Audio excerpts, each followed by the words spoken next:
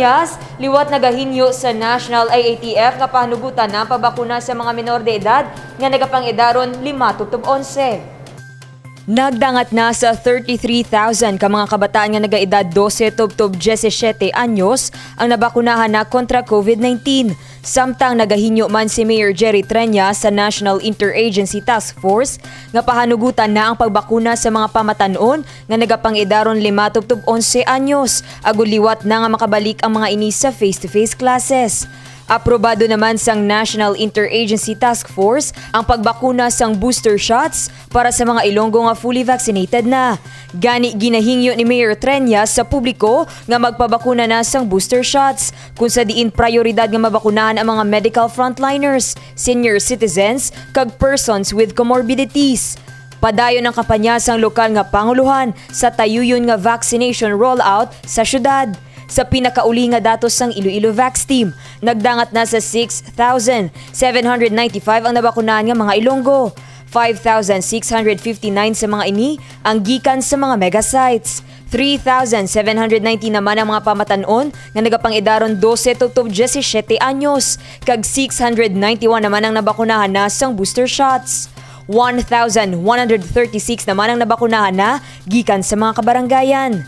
Ginpahayag ni Mayor Treñas nga padayon sa gihapon ang pabakuna sa mga pamatanon nga nagaedad 12-17 sa tintuyo nga mapataas ang herd immunity sa syudad. Ginahulat na lang sang alkalde ang rekomendasyon sang National IATF sa pagbakuna sa mga pamatanon nga nagaedad 5-11. We're doing well. I think the 33,000 na ito na tapos sa aton minors, 12-17, no? Gahulat na ko tani nga matugta na kita sa 5-11 para makabalik na sila sa eskwelahan. Subong nga adlaw Nobyembre 24, bukas ang pila ka mga mega sites sa pag-akomodar sa mga Ilonggo. Mahimo magpadulong sa SM City Iloilo para sa mga luyag magpabakuna sang first dose, second dose kag booster shot sang AstraZeneca nga bakuna. Bukas naman ang University of San Agustin sa mga luyag magpabakuna sang first dose, second dose kag booster shot sang Pfizer nga bakuna. Samtang mahimo naman magpadulong sa Robinson Small Haro sa mga luyag magpabakuna sang first dose, second dose kag booster shot sang Moderna nga bakuna. Para naman sa mga luyag pabakuna sang Pfizer vaccines nga mga pamatanon nga nagaedad 12-17, mahimo magpadulong sa Festive Walk Mall sa Mega World kag Ateneo de Iloilo. May ginapost kita, may 3 kita ka vax sites nga may ara lain-lain nga mga vaccines, no? So mapili sila kay kada vax site lain man nga vaccine. Abiso sang lokal nga panguluhan sa publiko nga sundon ang schedule sa pagpabakuna. Agud organisado ang vaccination rollout.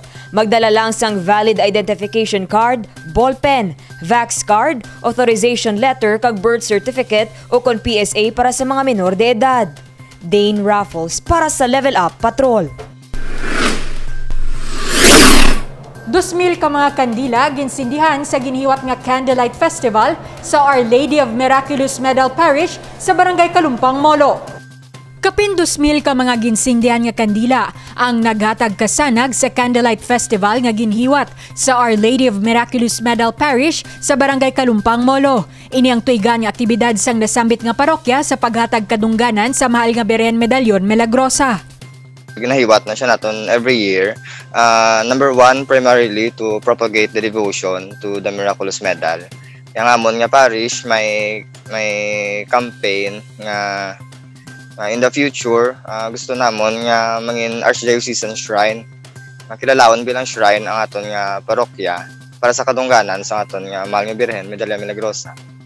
Ang Candlelight Festival sang nasambit nga parokya ang gintiguluhan nga Shrine for Mary 2021.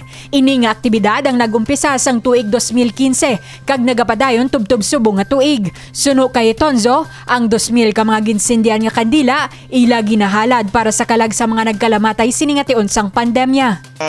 Mga kandila nga aton ginsindihan halad naman ini sa tanan nga naapektuhan kag kag nagkalamatay man sa sining nga COVID-19 pandemic. Kag halad man nini namon sa amon nga mga deceased parish benefactors nga nagbulig man sa sulod sang 50 years bilang nga kabuhi sang parokya. Lubos naman ang pasalamat ni Tonzo sa tanan nga nagsuporta sa sining aktibidad, ilabi na sa mga pamatanon nga naghatag sang ila oras kag serbisyo. Padayon kita gyapon sa pag-alagad sa Ginoo pagi sa debosyon naton sa mahal nga Eloy.